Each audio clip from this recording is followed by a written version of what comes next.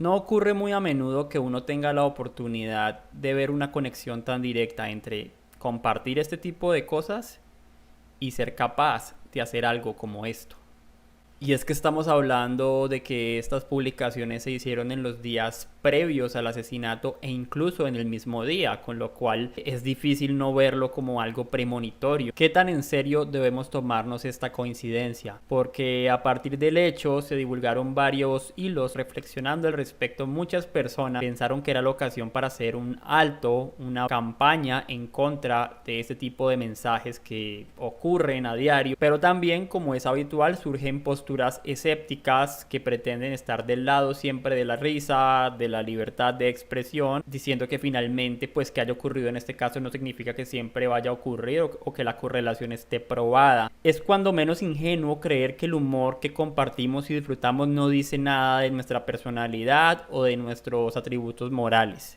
Todo lo que consumimos en la vida tiene algo que ver con esas dimensiones del ser, lo cual no implica una relación completamente diáfana en la que no haya contradicciones ni negociaciones. Justamente de eso se trata, analizar el comportamiento humano, porque es muy diverso y es muy complejo. Uno de los argumentos que se vio del lado de quienes defienden o que en últimas simplemente no quieren que se asocie necesariamente el compartir cierto tipo de humor con ser capaz de cometer crímenes, es que este recurso de culpar al contenido, a la expresión cultural, ya se ha usado mucho en sucesos como los tiradores que son aficionados a los videojuegos, y que al final estamos cayendo en ese mismo juego de no buscar la raíz del problema, sino de enfocarnos en estos productos culturales que coincidencialmente gente mala termina usando como forma para descargar su odio, pero que la mayoría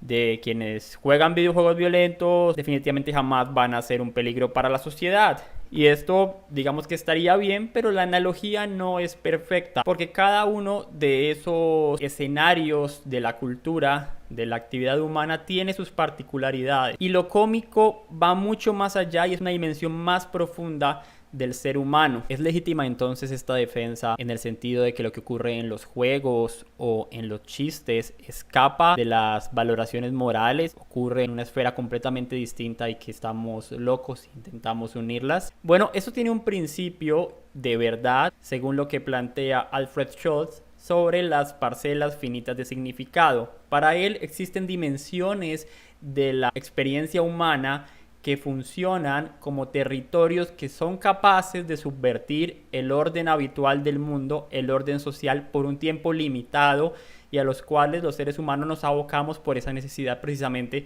de escapar de muchos condicionamientos, entre ellos los morales, sin que eso finalmente termine matando a nadie. Algunas de estas parcelas son, por ejemplo, el sexo, la sexualidad, donde nos comportamos de una manera muy distinta y las cosas que consideramos que están bien en el sexo no son las mismas que están bien en la vida real, porque hay unos acuerdos, convenciones, por ejemplo, escupirnos unos a otros. Y también él habla de la parcela de lo lúdico, donde tal vez cabría una defensa de la violencia en los videojuegos, y lo cómico, por supuesto, es una de las parcelas más interesantes, porque en el mundo del chiste se subvierten muchos de los valores, el mundo se muestra de una forma distinta, hay elementos fantasiosos, elementos de ficción, cosas que nunca ocurrieron que están al servicio de poder hacernos reír. Esto no implica, por supuesto, que todo lo que ocurre allí sea bueno, y hay momentos en que las cosas se pueden llevar más lejos de lo que uno es capaz de soportar o sentir que debe permitirse, porque ese universo de lo cómico que se crea por lo regular no está completamente alejado del mundo real. Es una lectura diferente que se hace, pero tiene sus referentes, y allí también llevamos muchos de nuestros deseos, nuestras frustraciones, nuestros anhelos, lidiamos con ellos de una manera distinta, que puede ser sociopositiva o socionegativa, como recoge Peter Berger en su libro, existen risas cómicas sociopositivas y socionegativas, según refuercen la solidaridad dentro de un grupo, o más bien funcionen como forma de exclusión a costa de aquellos que son burlados. Sería muy ingenuo pensar que todo el humor va a ser sociopositivo y que toda la risa siempre va a contribuir a que la sociedad mejore, a que nos sintamos bien con todos. Aunque a mí particularmente me gusta mucho el humor wholesome porque se convierte también en algo renovador y refrescante en medio de tanta ironía que a veces nos corroe, aunque la ironía... La ironía es deliciosa. Sí, a veces necesitamos también ser un poco amargos con nosotros mismos y con los otros. Sin embargo, cuando hay individuos que tan sistemáticamente buscan echar el mismo tipo de chiste que ataca a otro grupo, que lo ridiculiza, pues nos está hablando de también una pulsión muy fuerte y una serie de desajustes sociales que necesitan ser canalizados a través de lo cómico. Es cierto que probablemente un chiste sexista no te convierta automáticamente en sexista. En muchos casos puede que ya lo haya sido desde antes y simplemente ese es el medio para validar esas ideas. El humor, sea sociopositivo o socionegativo, suele ser cognoscitivo. Eso quiere decir que nos está revelando nueva información. A veces esa información es útil, es sana, a veces nos está diciendo cosas que nos pueden hacer odiar más el mundo. Lo cierto es que siempre está revelando más cosas y lo cómico puede funcionar en varias direcciones. O puede aportarnos nuevas ideas sobre el mundo o puede reforzar y validar las ideas que ya teníamos mediante la asociación con otros referentes. Entonces no sé si este sujeto se volvió sexista a punta de ver este tipo de contenido o él ya lo era y simplemente encontró un refugio. El humor negro en gran parte es un alivio también ante las presiones y las cargas del mundo y los demonios internos, ¿no? Por eso hay tanto humor sobre la muerte, porque la muerte es la experiencia más universal. Algo importante es que el humor negro no solamente quiere decir chistes racistas, misóginos, homofóbicos. El humor negro tiene otras dimensiones bastante válidas, relevantes, pero eso lo podemos ver en otro momento. Entonces, como ideas cómicas aisladas, porque lo cómico es volátil y constantemente nos está llevando en nuevas direcciones, uno puede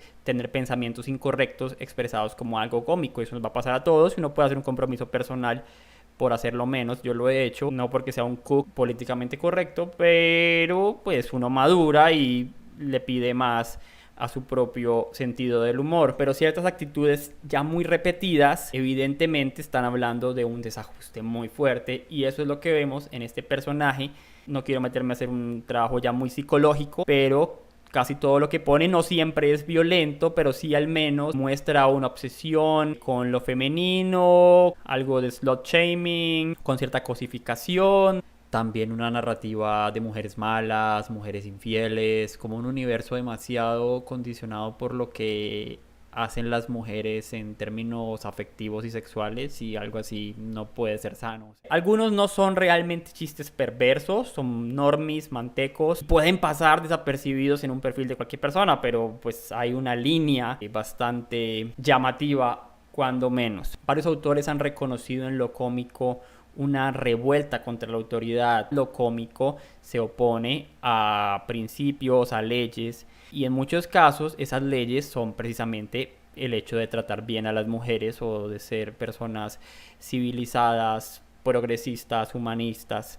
Para muchos hombres el mandato políticamente correcto de ser aliados, sensibles frente a las experiencias de las mujeres, pues es una imposición a la que quieren enfrentar con los chistes si de pronto no lo van a hacer directamente en un contexto más serio y creen que hay mayor legitimidad por ocurrir allí. Freud decía también que no solamente es una revuelta contra la autoridad lo cómico, sino en muchos casos una revuelta contra la razón.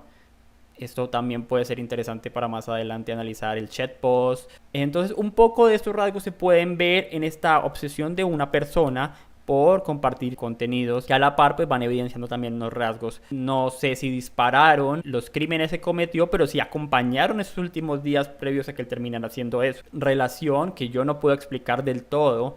No soy psicólogo, pero lo que quería mostrar es que sí hay elementos de la comedia que evidentemente están conectados con nuestros problemas y con lo que nos está pasando. Para Peter Berger existe una constante lucha entre el orden imperante del mundo y esta dimensión emergente y subversiva de lo cómico. Y lo deseable es que exista un balance entre ambas. Él habla de cómo la risa también se limita. Cuando ya se hace demasiado persistente, puede representar también problemas. Él lo dice así: unos cuantos chistes pueden resultar muy agradables. Una andanada interminable dejará de serlo. Al igual que ocurre con lo sagrado, lo cómico debe ser contenido, domesticado, a fin de evitar que su amenaza contra el orden social se convierta en una realidad. Esto fue todo por hoy. Luego podemos analizar aspectos más positivos de lo subversivo en el humor, de ir contra las normas. No todo es malo, no todo lleva al asesinato. No hay que, obviamente, satanizar los memes, pero sí entender que la obsesión con cierto tipo de material que ni siquiera es ingenioso, que ni siquiera es bueno, puede estarnos hablando de unos procesos que se pueden conectar con verdaderos instintos de hacer daño a personas, a mujeres en este caso. Mi nombre es Juan M. Esto fue Escuela de Meme. Hasta la próxima.